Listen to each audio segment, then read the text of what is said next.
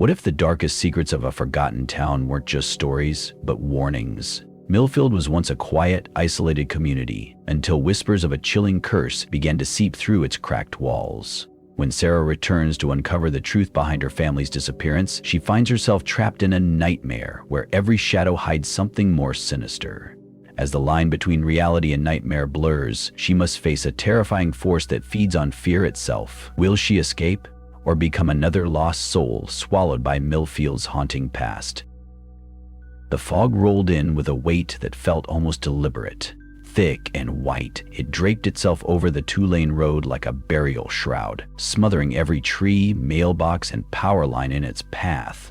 The headlights of our old Chevy barely pierced 10 feet ahead, and each mile we drove felt more like an intrusion than a journey. It was Ricky who spotted the first sign. Millfield, founded 1871, he read aloud, squinting through the windshield. Population 1,042. That sign looks new? Angela leaned forward from the back seat, brushing a red curl out of her face. But this place has been dead since the 80s, hasn't it? I thought it was abandoned. I didn't answer. The truth is, I didn't remember ever hearing of Millfield until the letter came last week. A torn envelope, no return address. Inside, one yellowed photograph of a little girl holding a jack-in-the-box, standing in front of an unfamiliar white house. On the back, in faded ink, "Come home before the 13th. They remember you." At first I thought it was a mistake, spam, a prank. But the longer I stared at that child's eyes, wide, desperate, accusing, something deep and dormant stirred, and then the dream started. Every night at 3:13 a.m., I'd wake up gasping, drenched in sweat, and always the same voice, whispering from the edge of sleep. "You left her behind." So here we were, three fools chasing ghosts through the backwoods of West Virginia. Me, Ricky, my younger brother, and Angela, the closest thing to sanity we had left. She'd insisted on coming after I told her about the letter. "If there's any chance it's about your sister," she said, "you need closure." The thing is, I never had a sister. The fog thickened as we crossed into the heart of Millfield. A wooden sign creaked on rusted hinges. Millfield Historical Township. Visitors welcome. The main street appeared like a film negative of a town. Too quiet, too still. Buildings stood perfectly intact. No graffiti, no broken glass, just frozen. As if the residents had stepped out for lunch in 1967 and never came back. "You doesn't look that abandoned to me," Ricky muttered, craning his neck to look at a barber shop with its pole still spinning. No lights, no sound, but the pole spun. We parked in front of the post office. Its door was unlocked. Inside, dust blanketed the floor, but the mail slots were full, some with freshly sealed envelopes. Angela ran her fingers along the edge of a counter, then quickly wiped them on her jeans. "Feels staged," she said, her voice low. Ricky pulled out his phone. "Still no signal. This place is like a black hole." "No," I said, "it's a trap." They turned to me. I hadn't meant to say it out loud, but the word felt true the moment I said it. A trap. That's what this place was. I didn't know how I knew it, only that I was sure. I shoved the photo from the letter into Ricky's hands. "We find that house. Then we figure out what the hell this is." Angela studied the picture over his shoulder. "That porch railing. Looks like those houses we passed near the south end. Colonial style." Ricky nodded. "By the graveyard." "Of course. There's always a graveyard." The three of us made our way down the cracked sidewalk, past a diner with a half-eaten piece of pie still sitting inside a glass case, toward the southern row of homes. The silence pressed against us, as if the town were listening. We reached the house just before the fog swallowed the sun. It was unmistakable. The same white-painted porch, the jack-in-the-box abandoned on the top step, its crank bent out of shape. I stood there, heart pounding. "I've been here before," I whispered. Angela looked at me. "You said you've never been to Millfield." "I haven't," I said, even as the smell of warm cedar and rotting apples filled my nostrils, scents that belonged to a memory I didn't know I had. The door creaked open before we touched it. Inside, the air was damp and sweet. Dust motes floated through slants of dying light. The house wasn't empty. On the far wall, taped crookedly beside a faded crucifix, were dozens of photographs, children in birthday hats, picnic scenes, Halloween masks. But all the faces were burned out, blackened smudges, like ink melted away. Ricky stepped back. "What the hell is this?" Angela touched one of the photos. "Someone's trying to erase them." "No," I said again, without knowing why. "They were never meant to be remembered." I turned to the staircase. That's when I heard it. "Curry, eek," from upstairs. Ricky swore under his breath. I motioned for them to stay put. Something about this house, this moment, felt personal. Like I was being watched, judged. I took each stair slowly, my footfalls muffled by the threadbare carpet. At the top, a hallway stretched ahead. The last door on the left was slightly ajar. A soft, rhythmic tune echoed from within. All around the mulberry bush, the monkey chased the weasel. I pushed the door open. It was a nursery. Yellow wallpaper peeled from the walls, and an antique crib sat in the center of the room. On the dresser, a jack-in-the-box turned slowly, its crank clicking on its own. Pop goes the weasel. The lid sprang open, but nothing came out. I stepped forward, and then I saw her. In the mirror, a little girl stood behind me. Her dress was white, her skin was gray, and her eyes, those eyes, were the same as the photograph. I spun around. The room was empty. My breath came in gasps. The mirror was just glass now, reflecting only me. But on its surface, written in fog, was a message. "You forgot her. She remembers everything." I stumbled back down the stairs. Angela and Ricky looked up. "What happened?" I handed Angela the jack-in-the-box. "We need to go." "Did you see something?" she asked. "No," I said. I remembered something. Outside, the sun had disappeared entirely. The town glowed faintly, as if lit from beneath by embers. The fog was thicker now, and the sound of a music box followed us down the street. Then Ricky stopped. "Where's the car?" he said. We turned. The parking lot where we left the Chevy was empty, just cracked asphalt, and the faint outline of 3 sets of footprints, walking into Millfield, but none leading back out. Angela was the first to speak after a long, suffocating silence. "This is impossible." She was staring at the vacant parking lot, eyes darting across the cracked asphalt as though the Chevy might materialize again if she just stared hard enough. Ricky walked in slow circles, kicking at the air, jaw clenched. "We parked right here. I locked the doors myself. We couldn't have gone far." "What, someone towed it?" "No one's here to tow anything," I muttered, more to myself than them. "And even if they were, why leave everything else untouched?" The fog pressed tighter now, thick as cotton, like it was wrapping around our lungs. The silence wasn't quiet anymore. It buzzed, it hummed, like static just beneath perception. Ricky suddenly looked up. "Wait, do you hear that?" We turned. A soft dragging sound like bare feet over gravel was coming from the alley beside the diner. Angela grabbed my arm. "We need to get inside now!" We ducked into the town hall across the street. The door resisted for half a second before swinging inward with an exaggerated groan. The foyer smelt like wet wood and mildew. Dim light filtered through stained glass windows that depicted scenes of something. Figures in robes surrounding a tree. A child with hollow eyes reaching into a well. A woman holding a flame and weeping. Ricky closed the door behind us and locked it. "I don't know what the hell is going on," he said, voice low. "But this town? It's not right." I walked toward the main hall. It was circular, filled with rows of mismatched chairs, a podium, and a rusted chandelier dangling precariously above it all. Along the walls were framed photos, each one a group portrait of townspeople lined up like class pictures. Millfield Harvest Festival, 1922, Millfield Merrill Inauguration, 1945. Millfield Remembrance Day, 1966. The faces were all wrong. Some were blurred, eyes too large or mouths just slightly off-center. Others looked perfectly preserved, but every single one of them was staring at the camera in the same fixed, vacant way. Not smiling, not even blinking, just watching.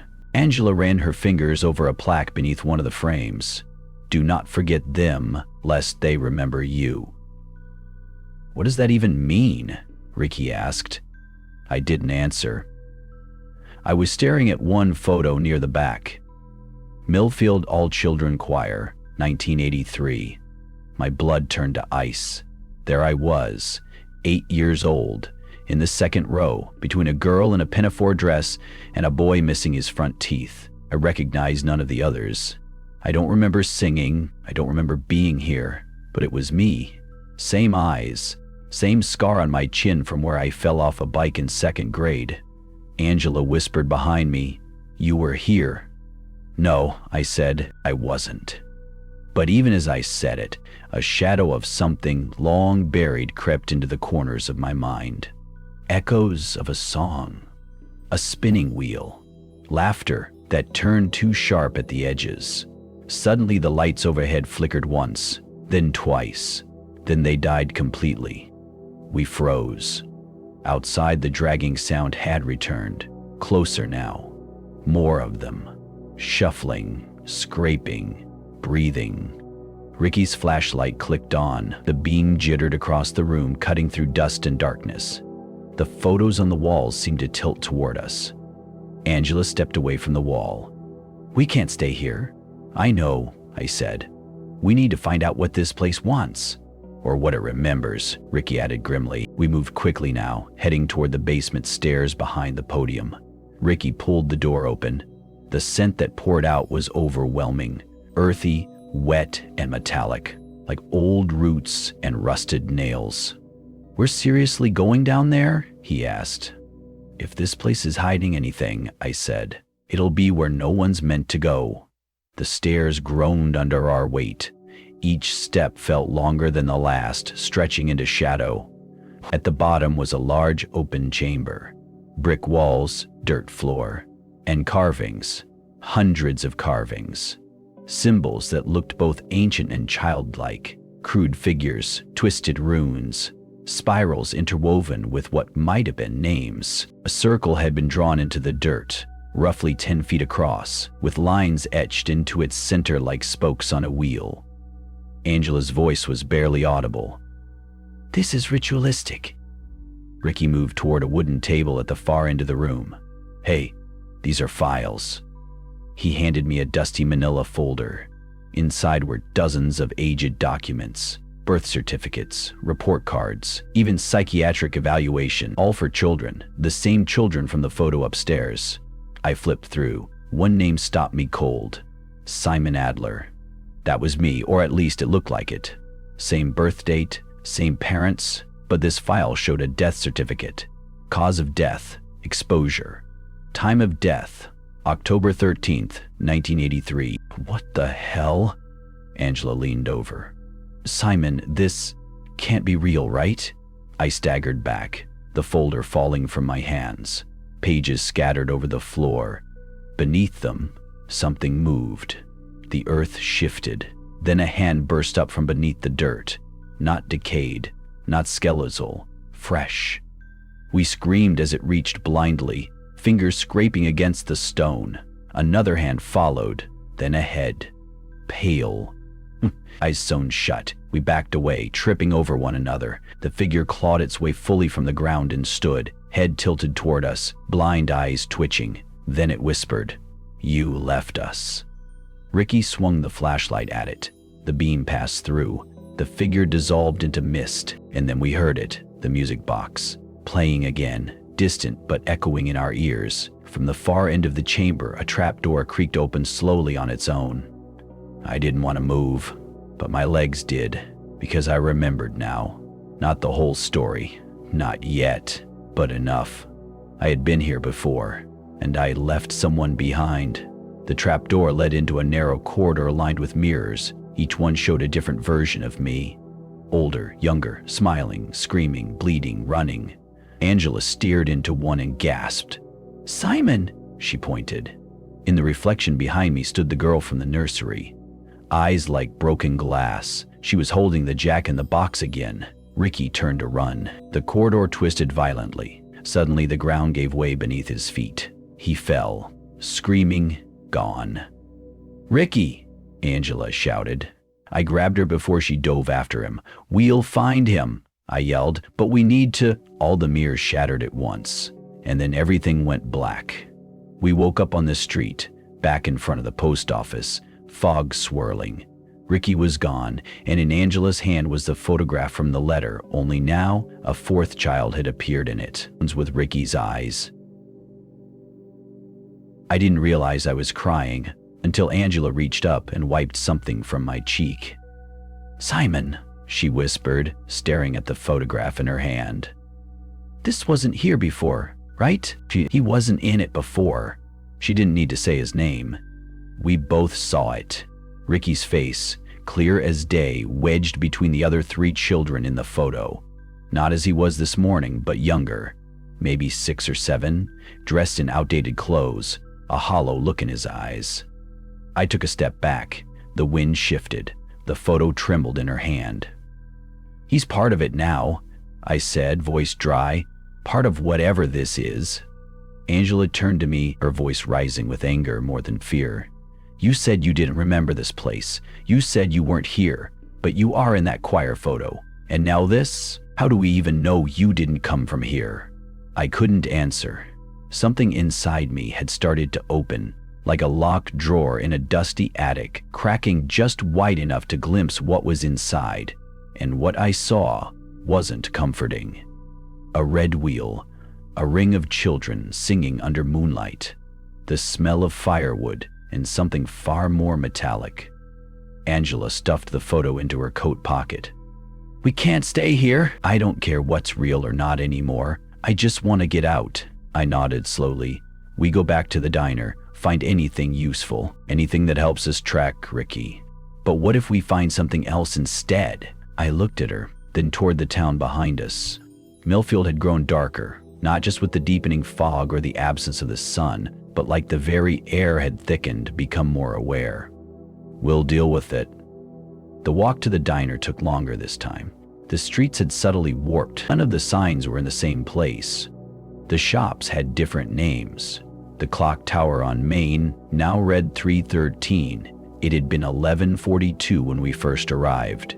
Angela noticed it too. "How long have we been down there?" I didn't answer. At the diner, the lights were still on, but now the open sign was gone. We stepped in cautiously. It was quiet. Too quiet. And yet, the booths were now filled. People sat motionless in every seat, not moving, not blinking. One woman stirred her coffee, but the spoon never clinked against the cup. A man flipped through a newspaper, but the pages made no sound. A child sat with a milkshake melting between their fingers, dripping pink sludge onto the floor. Angela reached for me. "They're not real." "They weren't here before," I whispered. Then one of them turned to us. The old man at the corner table, dressed in a gray suit with a lapel pin shaped like a wheel. His eyes were pure black, reflecting nothing. "You came back." His voice was dry bark, ancient, final. Angela took a step behind me. "We're looking for our friend." "You already found him," the man said, nodding toward the kitchen door. "He belongs now." I pushed forward before Angela could stop me, shoving open the door to the back. And there he was, Ricky, sitting on a stool, staring at the wall. "Rick!" I shouted. He didn't move. Angela ran to him, grabbed his shoulders. "Ricky, say something. Look at me." His mouth opened, but the voice that came out wasn't his. "He walked too far between the cracks," it said. "Now he's part of the pattern. Now he listens." His eyes blinked slowly, then he smiled, but not like Ricky smiled. The muscles didn't fit his face anymore. We both stumbled back. He didn't follow, didn't even turn his head. Angela was shaking. "What the hell is happening? What is this town?" I looked back through the kitchen door. The diner was empty again, the people gone, the lights flickering like candle flames on the verge of death. We ran out. The air outside had changed again, colder, thicker. A distant bell chimed somewhere up the hill. It rang once, then again. Angela clutched my sleeve. The church!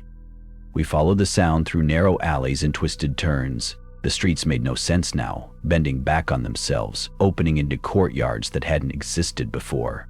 Statues of children with blindfolds, windows that seemed to breathe in the fog. When we reached the church, the front door was already ajar. Inside, the pews were all facing backward toward the entry instead of the altar.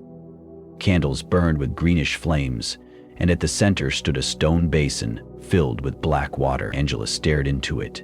Her reflection didn't stare back. It looked up, then smiled. I pulled her away. We were about to turn and flee when the organ above us roared to life, but there was no one playing. The pipes groaned, sputtered, then began to pour out a slow, halting tune, the same melody from the music box. I clutched my head. The song, it meant something. I had heard it before. No, sung it before. A memory forced its way forward. Me, standing in a circle with other children. A man in a gray suit watching us. The same man from the diner. "Sing louder," he said, "so the hollow one hears you." Angela screamed, snapped back to the present. She was staring at the stained glass window above the altar. It now depicted us. Me, Angela, and Ricky, all holding hands in a field, smiling, eyes empty. Beneath it, etched into the glass, the children returned to feed the tree. The church doors slammed shut behind us, and then we heard the footsteps coming down from the bell tower. Heavy, deliberate, dragging something. Angela grabbed my hand. "Simon." I looked up at the spiral staircase as the sound grew closer. We weren't alone, and whatever was up there, it remembered me. The footsteps grew louder, echoing down the spiral staircase like hammers in a hollow drum. Angela's grip tightened on my hand, her breath short and fast. We both turned toward the wooden steps spiraling up into the gloom of the bell tower. Each thud seemed too heavy, too deliberate to be human, and yet the rhythm was familiar, like a heartbeat we had forgotten we used to follow. "Simon," Angela whispered, "we have to hide." "No," I said, surprising even myself. "We need to see what's following us." She looked at me like I was insane, and maybe I was. But some part of me knew running now would only make it worse. We needed answers, not shadows. The footsteps paused. For a breathless moment, everything stood still. Then the thing began descending again, slow, dragging something behind it. I stepped forward, against every survival instinct, and strained my eyes toward the staircase. A hand appeared. Long fingers, pale as candle wax, gripping the railing. The skin was too tight, too smooth, as if stretched over bone. Then the face emerged, just enough to catch the flicker of the candlelight. Eyeless, featureless except for a vertical slit where the mouth should be, and yet I recognized it. Not from the diner or the tunnel or the school, but from my dreams, from the forgotten recesses of childhood. It was the hollow one. The figure stepped down another stair, dragging behind it something heavy. A body? Angela pulled me back, her voice shaking. "Simon, we have to go." I nodded, finally snapping out of it. We ran past the pews, toward the back of the church. I kicked open a side door that wasn't there before, and we stumbled into what looked like a rectory, or at least it used to be. The room was covered in yellowed pages, sheet music nailed to the walls, overlapping like scales. All of them bore the same title, Song for the Offering. Some had blood smears, some were burned at the edges, all had a circle drawn at the bottom, a red wheel. Angela looked at me. "You sang this?" I didn't argue. We pushed through a cracked wooden door into a corridor filled with fog. It shouldn't have been possible. There were no windows, no openings, but the mist curled around our legs like living tendrils. Somewhere behind us, the church organ groaned again, deeper this time, lower, like it was playing itself from underground. The hallway forked, left toward a flickering red glow, right into cold darkness. Angela hesitated. I chose darkness. Somehow I knew the light would only lead us back into the loop. We ran until the mist thinned and the hallway ended abruptly, opening into a circular room lined with shelves. At the center stood an altar. On it lay another photo. Angela picked it up before I could stop her. It was a new image, this time showing the church itself, distorted like a fisheye lens had warped it. The stained glass window above the altar looked different now. It showed Angela alone, kneeling beneath a bleeding tree. Her mouth was open as if screaming. Angela dropped the photo like it burned her. "I don't want to be here anymore." I didn't answer. My eyes were on the floor, where a small hatch was set into the stone. No lock, just a handle. When I pulled it open, a gust of warm, foul air rushed out. Below, a tunnel wound downward, carved roughly into rock and dirt. Without speaking, we descended. The tunnel was uneven, the ceiling so low we had to crouch. The deeper we went, the more the walls pulsed, almost breathed with damp heat. There were symbols carved into the dirt. Not letters, not words, just that same wheel, over and over again. The passage widened, and we emerged into what could only be described as a burial chamber. Bones, dozens, hundreds arranged in circles, children's shoes, dolls, choir robes. Angela gagged. "What the hell is this?" a voice replied, not from me. "Remembrance." We turned. A woman stood at the edge of the room, her face hidden beneath a black veil. Her hands clasped in front of her, holding a candle that didn't flicker. "You returned," she said. "All of you return. In time." Angela stepped forward. "Who are you?" "The caretaker," the woman replied.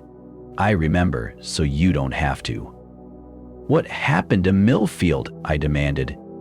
"What is this place?" She tilted her head. "You already know."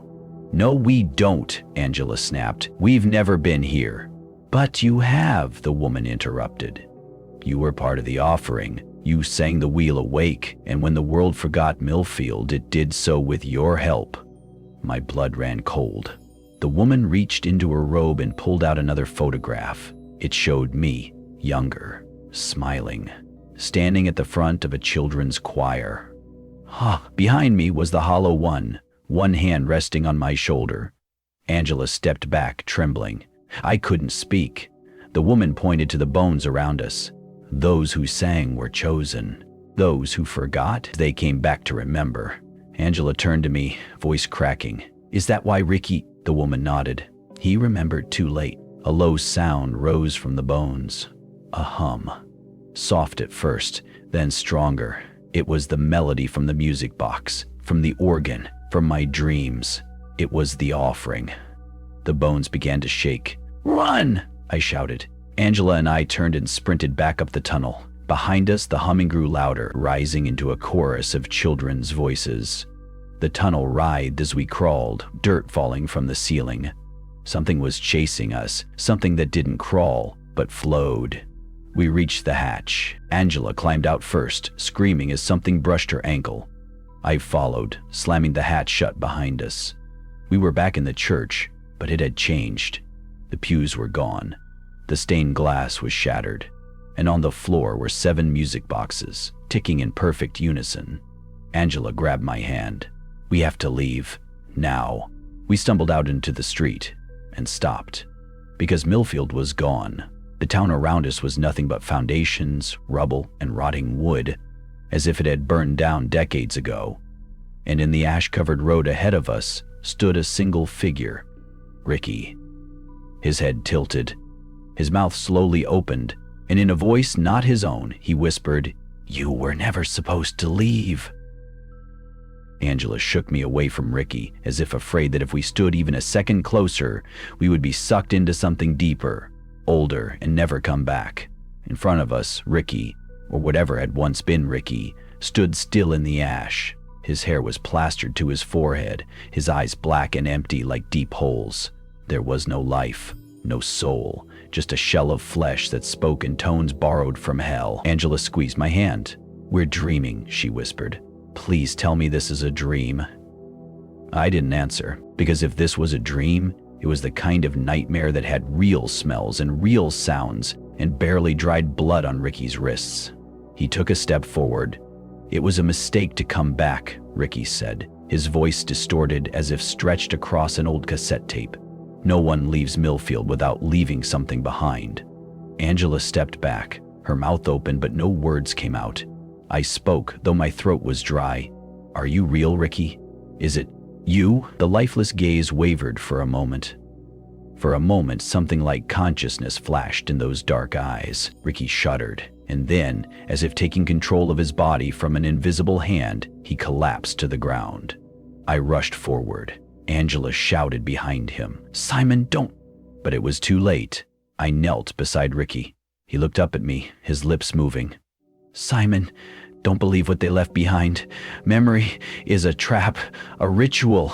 Then blood poured from Ricky's nose, thick and black like motor oil. Angela pulled me to my feet, dragging me through the smoke and rubble. Millfield around me no longer resembled a town. It was like a model that had been destroyed and reassembled in the wrong order. Stores were attached to gas stations. Telephone booths were stacked on top of churches. Everything was twisted. The landscape was distorted, as if the space were breathing, bending. "We need to find a way out," I said. Angela nodded, still not daring to turn back to Ricky. We headed back the way we came, following the main road that led back to Mrs. Rosenthal's house. But the two-story house where we'd eaten apple pie was now a pile of rubble. A nameplate was stuck diagonally into the ground, only the words, "In Imbremens." No one spoke. A crow suddenly flew up from somewhere, landed on a lamppost, and let out a long, death-knelling caw. Angela raised her head. "Simon, did you see that?"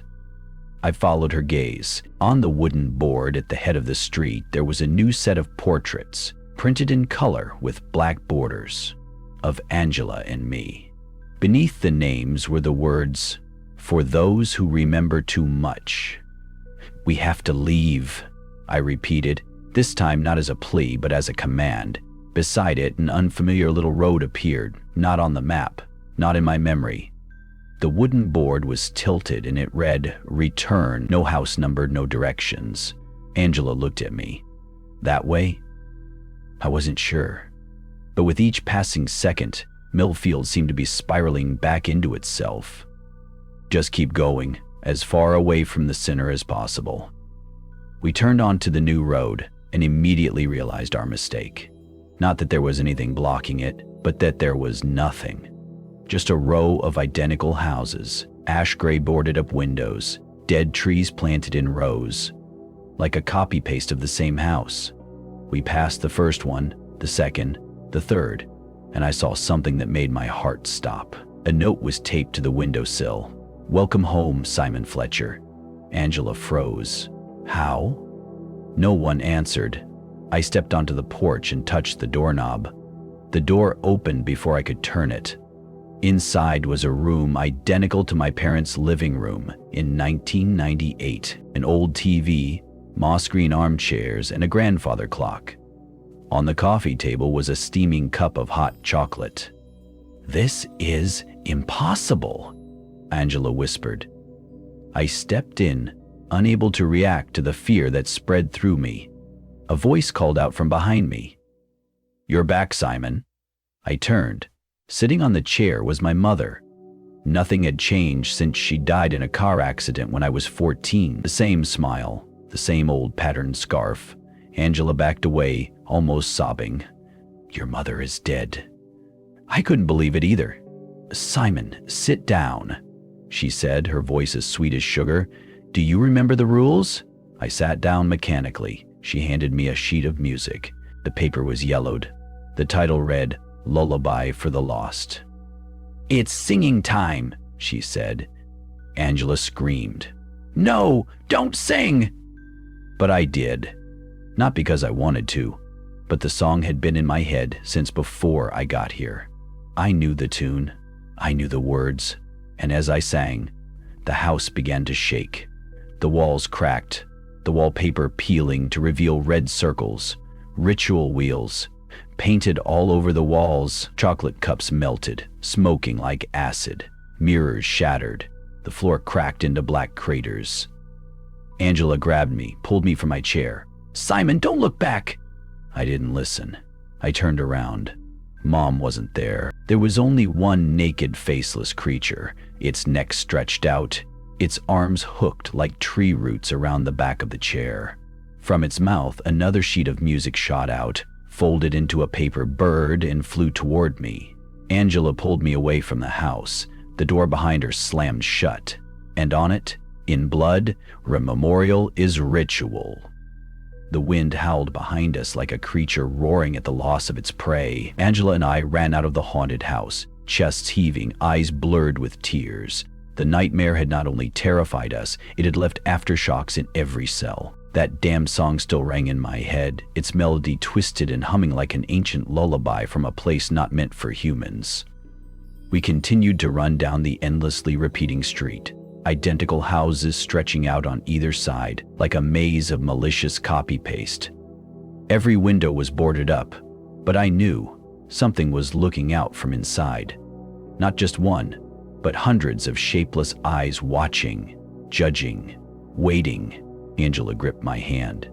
"Simon, we can't go on like this forever." I nodded, panting. "We have to find the center. Find the source. Everything is leading to a focal point." "Are you sure? What if that's the core that caused Millfield to disappear? Then at least we'll know what's keeping us here." We followed the main street, and then, as if Millfield had heard our wish, a passage opened between two buildings where a wall had been. A narrow alley, mossy and covered in fog, and smeared with stains like dried blood. A rotten wooden door stood at the end, with a symbol on it. 3 concentric circles, inside which was engraved the words, "Sears Archive." "The Sears Archive?" Angela murmured. I didn't answer. We pushed the door open and entered, and immediately the world changed. The space inside was 10 times larger than it looked. A huge library loomed before us, high ceiling, dimly lit with yellow Victorian lights. Hundreds of bookshelves spiraled down into the depths of the earth. There was no guard, no sound, just dust and a silence as heavy as concrete. We entered, our feet making the only sound. Creak, creak. In the middle of the hall was a wooden platform on which sat a thin, black-covered, untitled notebook. As I turned the first page, Angela snatched my hand back. "Wait, if this is a ritual book," I looked at her, "then it will tell us what ritual binds the souls in Millfield." I read the first page. "The ritual of memory. To retain a soul, imprison its memory in a symbol. This town is a ritual." My throat choked. Angela continued reading. "Whoever leaves a ritual with memories becomes a new vessel. Repeat the ritual, recreate the space. Do not remember, do not tell. Remembering is contagious, remembering is summoning." A page suddenly flew out of the notebook, spinning in the air and falling into my hands. On it was a sketch, a picture of me, sitting in my room, writing down the story of Millfield. The date was clearly written on the sketch. Today. I took a step back. Damn. "This isn't just a confinement ritual," Angela whispered, her eyes wide. "It's a memory cloning ritual. It turns the survivor into an agent to repeat the ritual." We closed the notebook and threw it on the floor, but when we looked around, there was no way out. The library spun. The bookshelves folded into walls. The portraits on the walls, so empty, now had faces. Familiar faces. Ricky, my mother, Mrs. Rosenthal, all staring out. Angela stepped back, her mouth trembling. "Simon?" We're trapped in our own memories. A thud sounded behind us. The door we'd come through opened. A person walked in. It was Ricky. But not the bloody figure from earlier. It was normal Ricky, in a blue t-shirt and jeans, as if he'd just come from a camp in 11th grade. He looked at us, smiling sadly. "I never died." Angela squeezed my hand. "What are you?" Ricky shrugged. "I was the first memory trapped in this ritual. I was the first faulty version. After me, there were hundreds more. So, are you real or not? I asked. Every person who enters Millfield has to decide, believe it or not, accept it or resist it. But if you remember, you're already a part of it. The floor began to shake. On the shelves, copies of the notebooks were exposed, each with a different title. Henry Collins, Teresa Maynard, Lena Bricks. I shivered when I saw one. Simon Fletcher, 2nd edition. I turned to Ricky. Second? He nodded. This isn't the first time you've been here, and this isn't the first time you've rewritten this story, Angela whispered. The loop. Ricky stepped closer. But this time, there's a chance. There's a way out, but the choice is keep the memories and be pulled back forever, or forget everything and leave. I looked at Angela. She was crying. I can't forget what we've been through. This town, Ricky, the people who died. I don't want to forget, Simon. Neither do I. But I also don't want to be trapped in Millfield again. Ricky pulled 2 small vials from his pocket, clear glass, filled with a silver liquid that shimmered like mercury.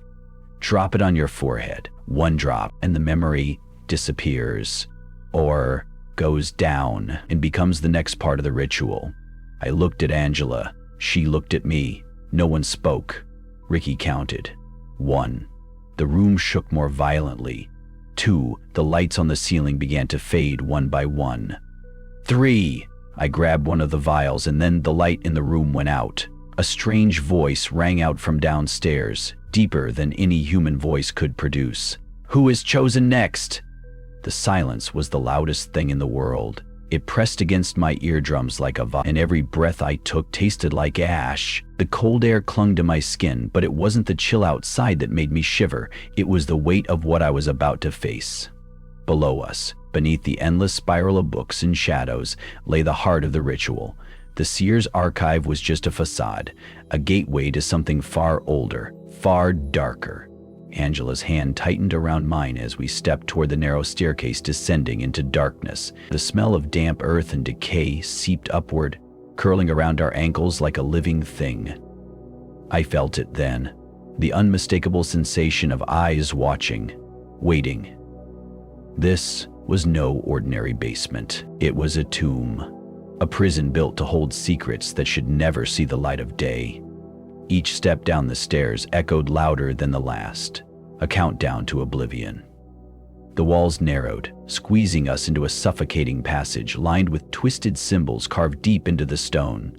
I traced a finger along the rough etching, a spiral entwined with a serpent biting its own tail. The Ouroboros, an ancient symbol of eternal cycles and endless rebirth. The ritual wasn't just about trapping memories. It was about trapping time itself. Angela stopped suddenly. Simon, look! Ahead, a faint glow flickered. We rounded a bend to find a vast chamber, walls lined with rows of dusty jars. Inside each, a flickering wisp of light pulsed, ghostly remnants of trapped souls, preserved and suspended between worlds. The air thrummed with their silent screams, vibrations only the desperate and damned could feel. What? What is this place? Angela whispered, eyes wide and shining with tears. I swallowed hard, feeling my throat tighten. A prison for the forgotten, the ones who lost themselves to Millfield's curse. The floor beneath us creaked ominously. I stepped carefully, avoiding broken tiles scattered like the shattered fragments of lost lives. At the center stood an altar, cracked and stained with dried blood. Upon it lay a faded leather-bound book, its cover embossed with the same triple circle symbol from the entrance. I reached out and opened the tome. The brittle pages crunched under my fingers, revealing a collection of ritual instructions and haunting confessions. The handwriting was frantic, desperate, a litany of failed attempts to break free from the cycle. One passage caught my eye. The Seer's archive is but the surface. To truly sever the curse, one must face the origin, where the first sacrifice bound the town in darkness. Angela leaned over my shoulder, voice trembling. The origin? That must be where we're headed. Suddenly, the chamber shifted. The walls groaned, ancient mechanisms grinding to life. The jar's lights flickered violently, and a low guttural chant filled the air, deep, resonant, as if the stones themselves were crying out. "Simon!" Angela gasped. "We need to move!" We turned to retrace our steps, but the passage behind us was gone, sealed by stone slabs that had slid into place without a sound. Panic clawed at my chest. We were trapped. From the shadows emerged a figure, a man draped in tattered robes, face obscured beneath a hood. His voice was a rasp like wind scraping across dry leaves.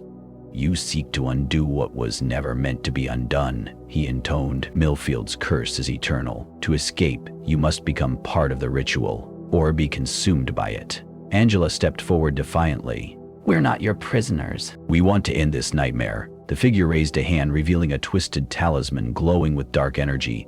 "Then choose. Surrender your memories, your very essence, or face oblivion." My mind raced. The silver vials Ricky had shown us, the choice to forget or to remain chained forever, suddenly felt like a cruel joke. Could I erase everything? Forget the people I loved? The pain I'd endured?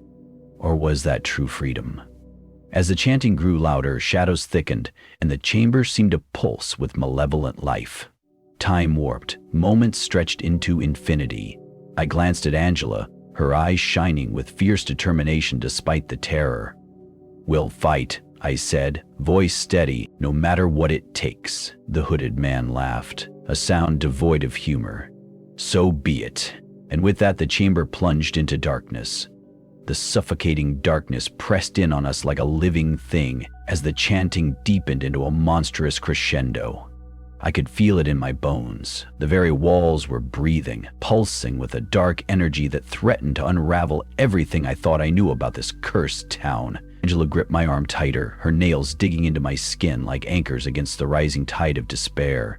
The hooded figure's talisman flared brighter, casting grotesque shadows that danced along the jagged stones. The glow revealed fleeting glimpses of faces, twisted in agony, frozen in time, their eyes empty, yet burning with a silent scream. They were trapped, souls suspended in a purgatory, neither alive nor dead. "Do you hear them?" the figure whispered, voice slithering through the gloom. "The forgotten, the damned, their cries are the heartbeat of Millfield's curse." My mind reeled, trying to grasp the scale of this horror. This wasn't just a town haunted by ghosts. It was a prison forged from suffering and sacrifice, bound by rituals older than memory. And we were standing on the edge of a precipice, one misstep away from being swallowed whole. Angela's voice broke through my spiraling thoughts. "There has to be a way to end this. The origin, where it all began. Maybe we can undo the first sacrifice and break the cycle." The robed man's laughter was a harsh rasp. "You misunderstand. The origin is not a place, but a moment frozen in time. To change it, you must become part of the ritual itself. Sacrifice your very essence." I swallowed hard, the weight of his words sinking in like ice. The idea of losing myself, of becoming another wisp in those cursed jars, was a nightmare worse than death.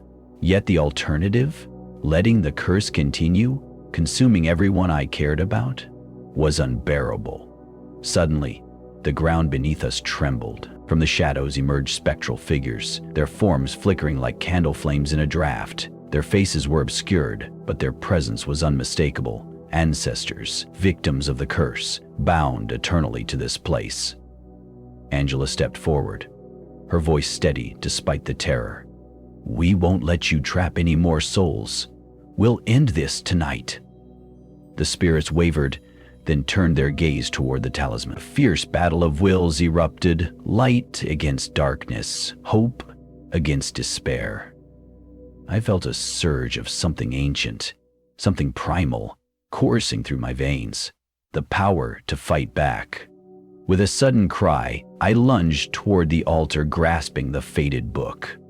The pages were alive with energy, glowing faintly as I read the final incantation. Words of binding and release, of sacrifice and salvation. It was a map, a way to unravel the curse if only we could perform the ritual correctly. But the hooded figure blocked our path, eyes gleaming beneath the shadowed hood. "You think you can rewrite fate?" The past is sealed, and the price is eternal. The chamber shuddered violently. Dust and debris rained from the ceiling. Angela and I exchanged a look. There was no turning back. We began the incantation, voices trembling but resolute. The spirits around us sang in haunting harmony, their presence fueling the spell. The talisman's glow faltered, then shattered into 1,000 shards of darkness. A blinding light erupted, engulfing the chamber, and for a moment, all was still. When the light faded, the jars were empty, the spirits released from their torment. The stone slabs slid open, revealing the staircase back to the surface. But as we ascended, I felt a cold presence lingering, a whisper in the shadows, a promise unbroken.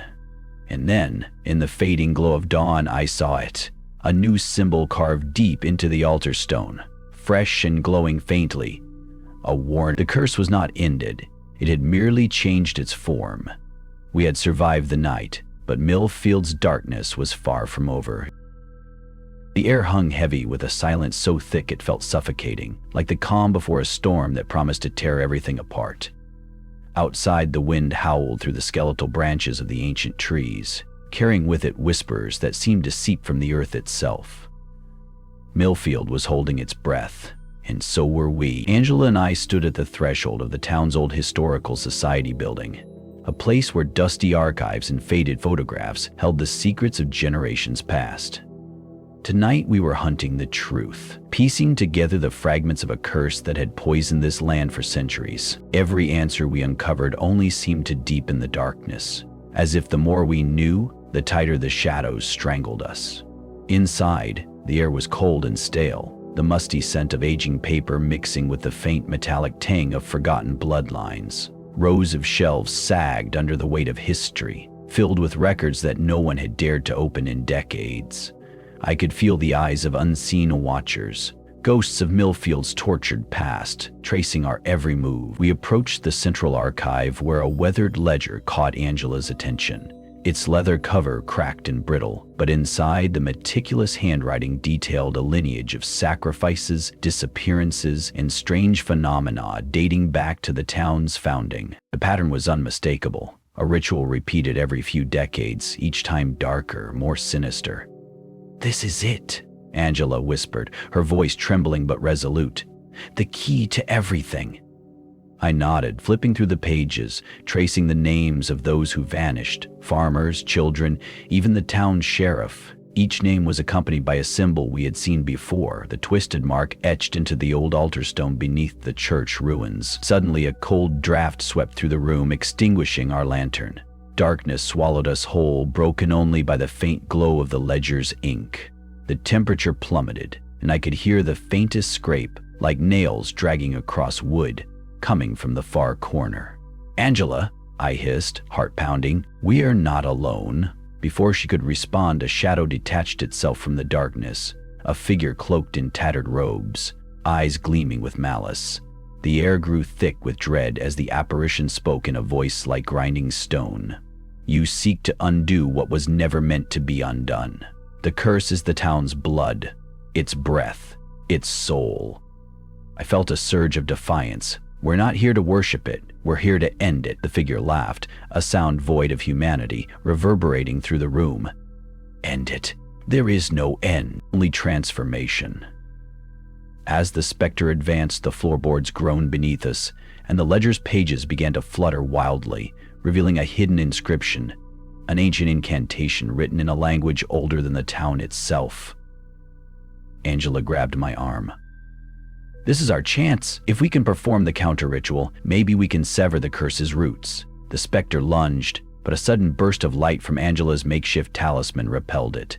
The entity recoiled with a screech, dissolving into a mist that seeped into the walls. We wasted no time. Chanting the incantation, our voices steadied despite the chaos swirling around us. Shadows writhed, the building trembled, and unseen forces waged war beneath the surface. In that moment, I saw visions of Millfield's founders, their pact with a dark entity, the blood-spilled divine power eternal. I saw my own reflection in the past, a thread woven into the tapestry of curse and sacrifice. The ritual's climax was a crescendo of light and sound, tearing through the veil that shrouded the town's soul. Then, silence. We collapsed to the floor, gasping for breath. The oppressive weight lifted, if only slightly. But as I looked up, the ledger's final page glowed with a new symbol, pulsing with a sinister light. The curse had not been destroyed. It had evolved, and now it was hunting us. ChatGPT Denoy. The night wrapped Millfield in its cold embrace once again, but this time the darkness felt different. Alive, watching, and impatient. Angela and I sat in the dim glow of a single lantern, the flickering flame casting long shadows on the peeling wallpaper of the town's abandoned chapel. Our voices were hushed, broken only by the occasional creak of the old building settling or the distant howl of wind through broken windows. The ritual had left us shaken but not defeated. If anything, it had opened a new chapter in the nightmare. The glowing symbol from the ledger haunted my mind, like a pulse beneath my skin, a silent warning that the curse had not only survived, it was adapting, evolving into something far more dangerous. Angela traced the symbol on the worn parchment again and again, her fingers trembling. This isn't just a mark. It's a code, a map maybe, something pointing to where the curse's heart lies. I leaned closer, feeling the weight of her words. And that's where we have to go, we have no choice. But even as we spoke, the chapel's silence fractured. From the shadows came a faint scratching sound, like claws scraping the wooden floorboards. The temperature dropped sharply and I could see my breath misting in the air. My heart thundered painfully against my ribs. "We're not alone," I whispered, reaching for the old hunting knife I'd pulled from my jacket. Suddenly, a figure emerged, thin, gaunt, and cloaked in tattered fabric that seemed woven from the night itself. Its eyes gleamed with an unnatural light, cold and merciless. The creature moved with an eerie grace, almost gliding over the floor as it approached. Angela grabbed my arm, her grip firm but shaking. "It's the Wraith, the guardian of the curse. It's been watching us." The creature's voice was a hollow rasp, echoing off the cracked walls. Fools who meddle in the past invite the wrath of what should remain buried. I tightened my grip on the knife. "We're here to end this once and for all." The Wraith laughed, a sound that sent chills crawling up my spine. "End? There is no end. Only eternal servitude or destruction." In that moment, the chapel seemed to warp around us. The shadows grew longer, darker, as if alive. The floor beneath our feet rippled like water, and the air filled with whispers, anguished voices trapped between worlds. Desperation surged through me. "Angela, the ledger. Maybe there's more." She nodded, pulling a worn journal from her bag. "I found this among the Historical Society's archives. It belonged to Reverend Grayson, the last to attempt breaking the curse." As she read aloud, the chilling story unfolded. The town's founders had bound their souls to a dark entity beneath the ground, offering generations in exchange for prosperity. Each ritual renewed the bond, feeding the entity's hunger. Grayson had tried to sever the link with a powerful ritual, but it failed, consuming him and trapping his spirit in eternal torment. The Wraith howled, its form flickering wildly as if in pain. "You awaken what should have stayed asleep." Suddenly, the chapel's doors slammed shut with thunderous force, plunging us into near-total darkness. The only light was the eerie glow from the symbol in Angela's journal. Panic clawed at my throat as the Wraith advanced. But Angela shouted, "The counter-ritual, now!" We began chanting the ancient incantation, our voices rising above the wailing shadows. The walls trembled, dust cascading from the ceiling as unseen forces battled for dominance. The Wraith shrieked, clawing at the glowing symbol, its strength waning. But just as hope flickered, the floor beneath us cracked open, revealing a pit of churning darkness. Tendrils of shadow reached up, pulling at our ankles. I struggled, dragging Angela back as the darkness threatened to swallow us whole. The last thing I saw before being yanked down was the Wraith's twisted smile, knowing, victorious, and then silence. When I awoke, I was alone. Angela gone, the chapel collapsed around me. Outside, Dawn crept over Millfield, but the town felt hollow, as if the curse's shadow had already seeped into the very soil. In my hand, the journal lay open to a final, chilling entry. The curse does not die.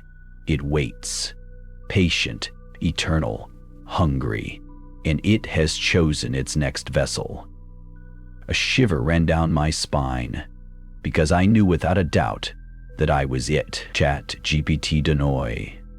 The night air in Millfield was thick with silence, heavier than any I had felt before.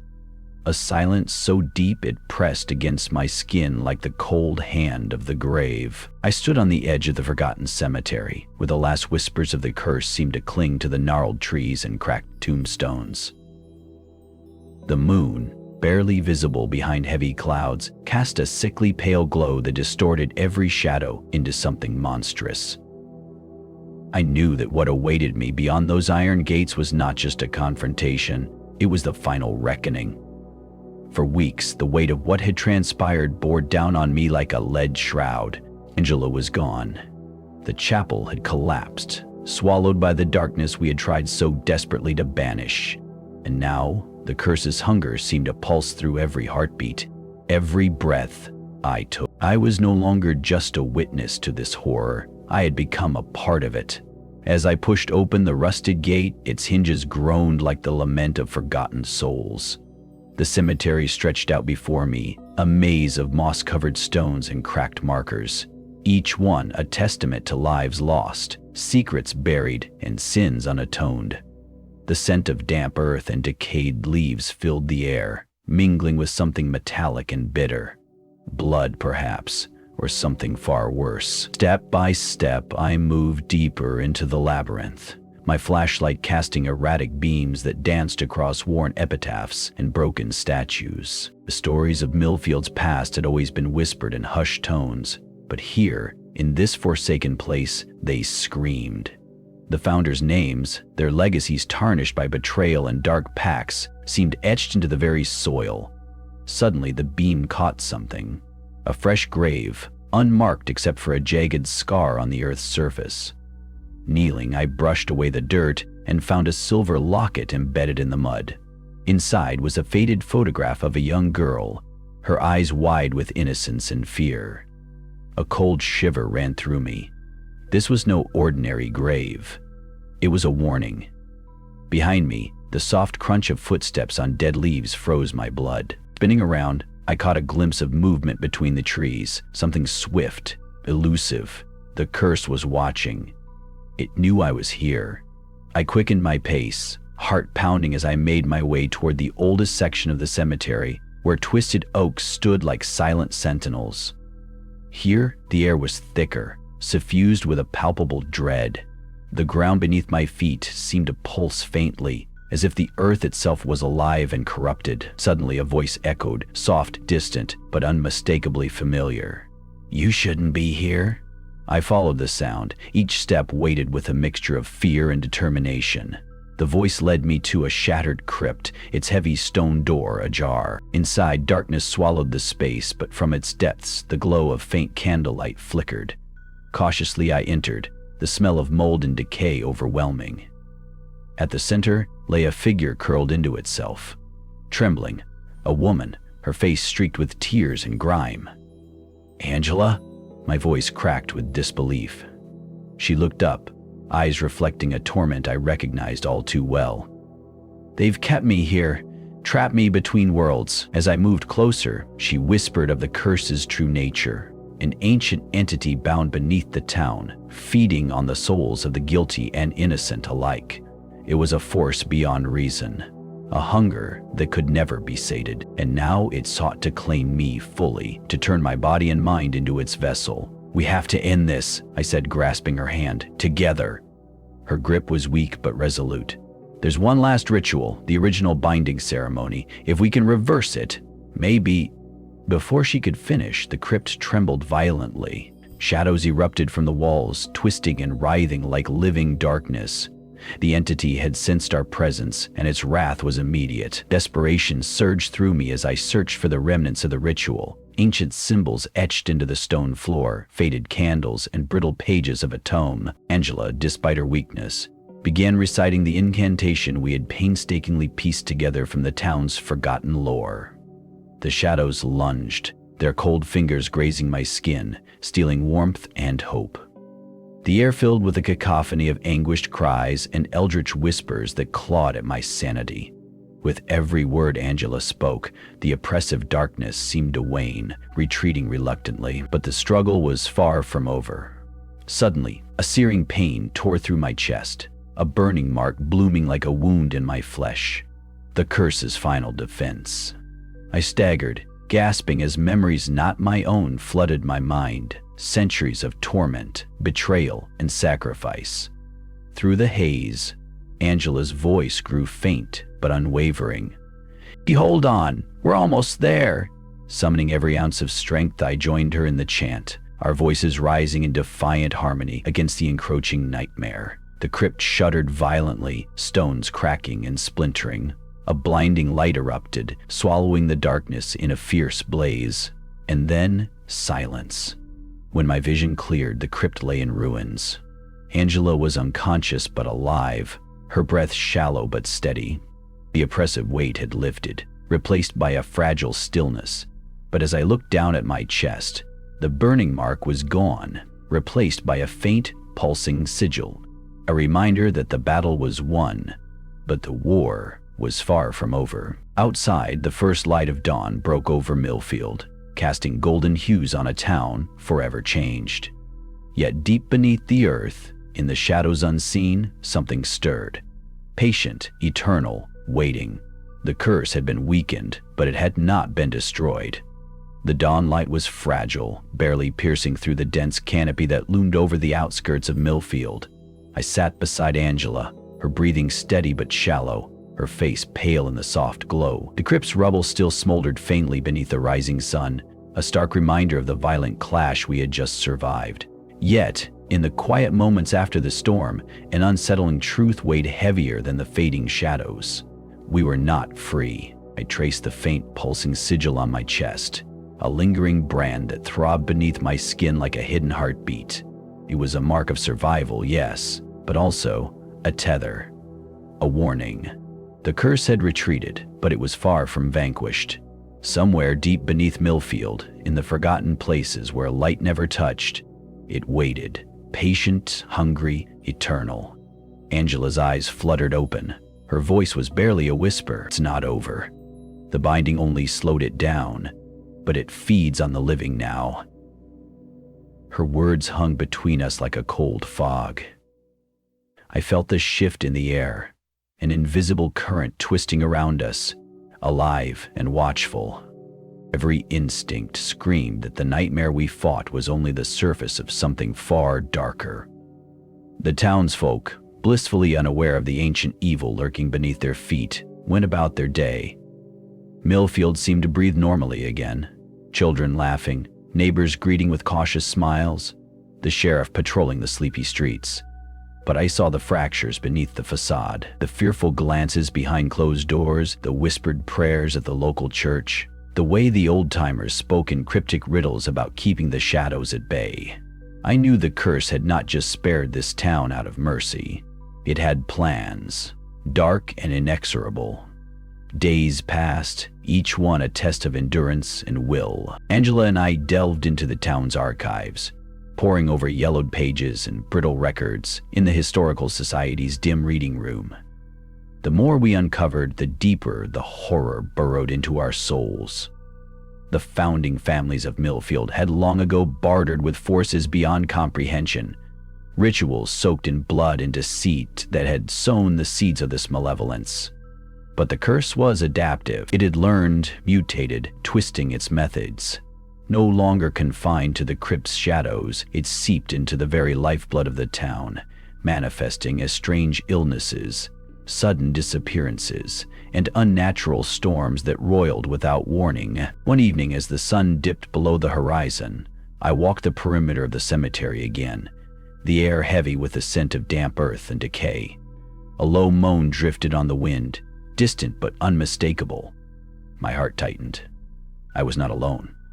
From the shadows, figures emerged, blurred, fleeting. At first I thought my mind betrayed me, but then the unmistakable shape of a child, translucent and weeping, materialized near a cracked tombstone. The eyes, hollow and pleading, bore into mine.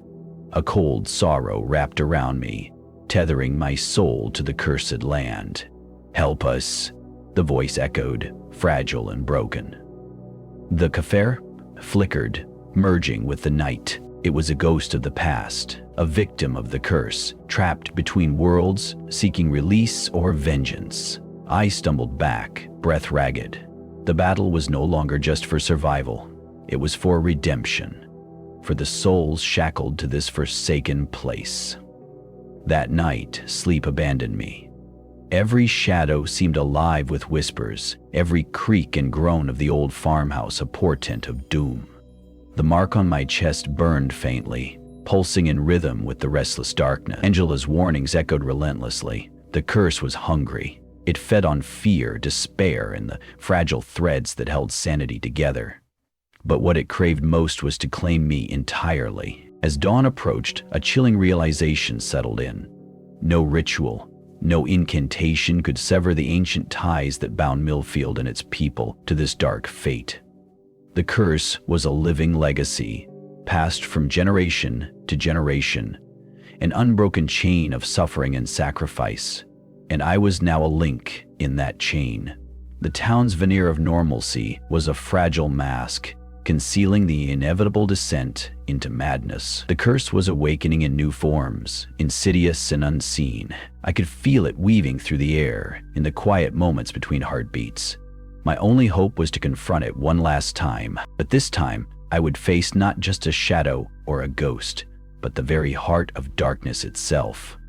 As the first light of dawn broke over Millfield once more, I stood at the edge of the woods, staring into the blackened abyss where the curse pulsed strongest. The air trembled with unseen power. And then, a whisper, a voice that wasn't Angela's, cut through the silence. "You belong to us now." The world tilted. A cold grasp closed around my mind, dragging me into depths I had never imagined. The fight was far from over. The curse had claimed me. Thank you so much for joining me on this dark journey through the shadows of Millfield. I hope the story kept you on the edge of your seat and gave you chills that lingered long after the last word. Horror has a way of tapping into our deepest fears and mysteries, and sharing these tales with you is what makes it all worthwhile. If you enjoyed this story, please don't forget to like, subscribe, and hit the notification bell so you never miss a new episode. Your support means the world and keeps the lights flickering in this haunted corner of the internet. Feel free to share your thoughts and theories in the comments below. I love hearing your take on these eerie tales, and any experiences you might want to share. Remember, some stories don't end when the page turns. Sometimes the shadows keep watching. Stay curious, stay cautious, and above all, stay safe out there. Until next time, keep your doors locked and your mind open. Thanks again for watching, and I'll see you in the next story.